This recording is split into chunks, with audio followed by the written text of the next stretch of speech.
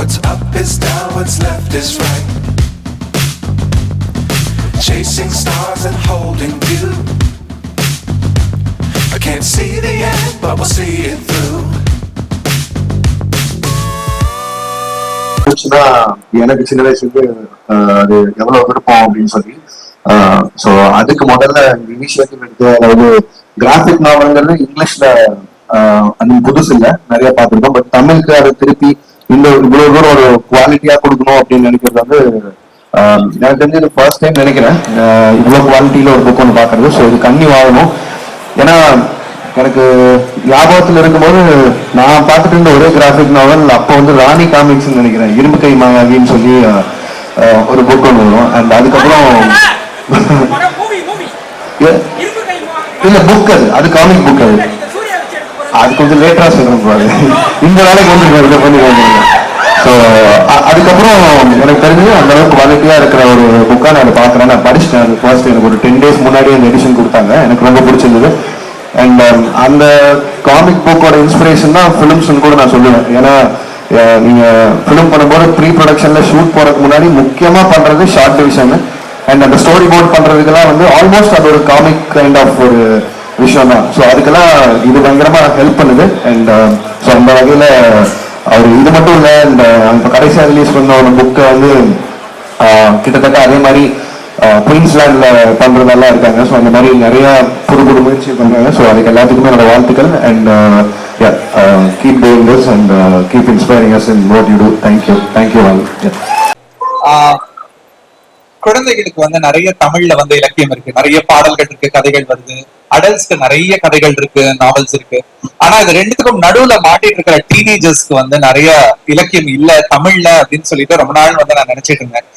அப்ப வந்து அமிர்தராஜ் அவர்களும் விக்டரும் வந்து என்கிட்ட வந்து சொன்னாங்க, இது மாதிரியான ஒரு கிராஃபிக் நாவல் ஒண்ணு பண்ணணும், டீனேஜர்ஸ்க்காக தமிழ்ல பண்ணலாமான்னு கேட்ட உடனே நான் வந்து கண்ணை மூடிட்டு ஓகேன்னு சொல்லிட்டேன். ஏன்னா நான் அப்படி வரணும்னு நினைச்சிட்டு இருக்கும் போது இப்படி ஒரு ஆப்பர்ச்சுனிட்டி வரும்போது கண்டிப்பா நம்ம பண்ணணும், அதுவும் நம்ம மாணவர்களுக்காக. ஏன்னா அவங்க வந்து ஒரு காமிக்ஸ் வந்து ரொம்ப அழகான ஒரு வேர்ல்ட். சின்ன வயசுல எனக்கு வந்து புது யூனிவர்ஸ், ஒரு புது யூனிவர்ஸ், அந்த யூனிவர்ஸ்குள்ள நடக்கிற ஒரு டார்க்குக்கும் லைட்டுக்கும் நடுவுல நடக்கிற ஒரு போர், அந்த போர் பத்தி இந்த ஃபுல்லா ஒரு சூப்பர் ஹீரோ, அந்த சூப்பர் ஹீரோக்குள்ள இருக்கிற டைலமான்னு சொல்லிட்டு ஒரு பியூட்டிஃபுல்லான திங்.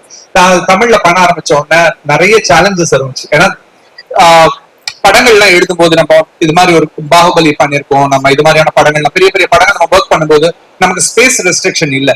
ஏன்னா நம்ம என்னனாலும் எழுதலாம், எவ்வளவு நாளும் எழுதலாம், அந்த ஒரு ஃப்ரீடம் நமக்கு இருக்கும்.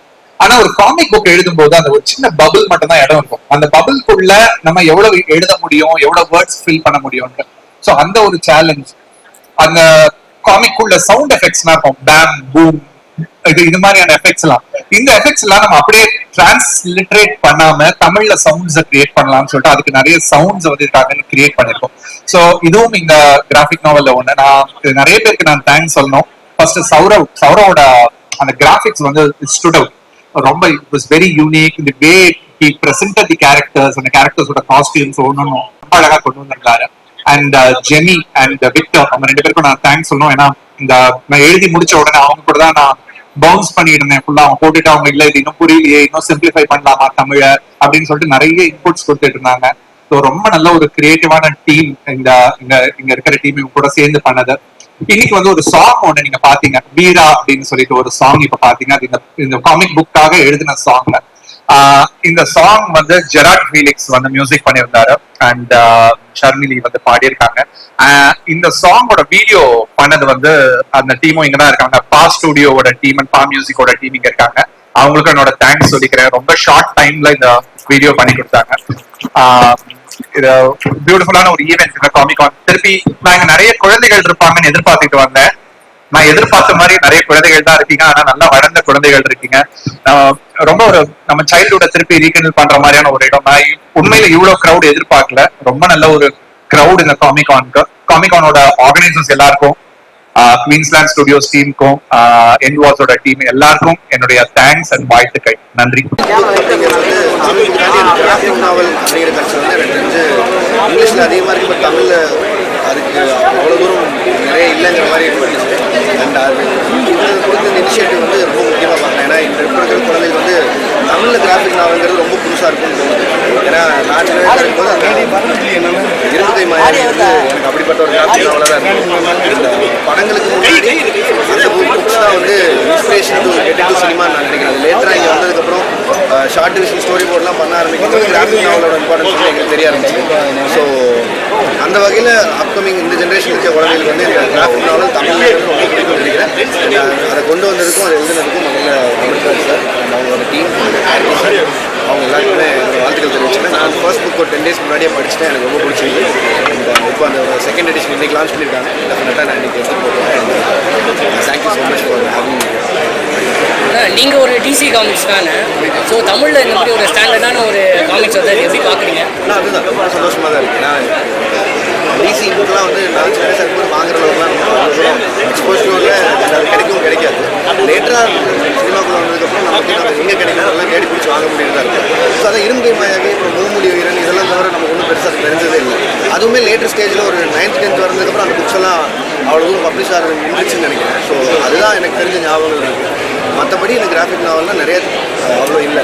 அதுக்கப்புறம் இந்த லேட்டஸ்ட் ஸ்டேஜில் இந்த பிக் பப் சீவிங் கம்லாம் வந்து ஒரு கிராஃபிக் நாவல் கொடுத்துருந்தாங்க. ஸோ அவ்வளோ தூரம் அதை ஃபாலோ பண்ணி வாங்கிட்டுலாம் பட் லேட்டராக அது இல்லை. பட் தமிழுக்கு வரதுங்கிறது பெரிய இனிஷியேட்டிவாக தான் நான் பார்க்குறேன். இந்த குழந்தைங்களுக்கு ரொம்ப பிடிக்கும். ஸோ காமிக்ஸ்லேருந்து படங்கள் நிறைய வந்துட்டுருக்கு. ஸோ இந்த காமிக்ஸ் படமாக வரதுக்கு வாய்ப்பு இருக்கு இல்லை? அது எல்லாமே ஃபியூச்சர் தான். இப்போ லான்ச் பண்ணியிருக்காங்க. இது வந்து எவ்வளோ தூரம் இதுக்கான வரவேற்பு மக்கள்கிட்ட இருக்குங்கிறது அவருக்கும் தெரியும்.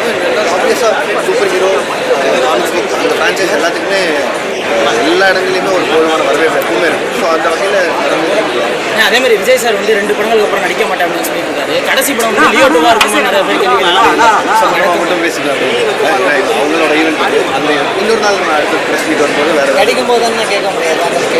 ஃப்ரீயாக இருக்கும்போது இல்லை நான் எப்படி அடுத்த ஈவெண்ட்டுக்கு ஏதோ ஒன்று வருவேன் சார். அது சம்மந்தமாக இருக்கும்போது நான் சொல்லுவேன். இப்போ தலைவரோட அப்டேட் மட்டும் ஏதாச்சும் ஒன்றும் இல்லை சார், எழுதிட்டு இருக்கேன் சார். சாரோட அப்பப்போ பேசிகிட்டு இருக்கேன்.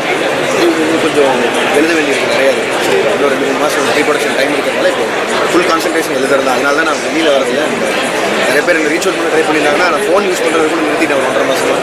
ஸோ அது அதேமாதிரி நீங்களும் ஸ்ருதிகாசன் அவர்களும் இருக்கிற மாதிரி ஒரு இமேஜ் யூஸ் பண்ணியிருந்தாங்க. அது என்னன்னா ஆல்பம் சாங் இல்லை படமாக வர அது RKF சம்மந்தமாக ஸ்ருதிகாசன் அவங்க சொன்னாங்க.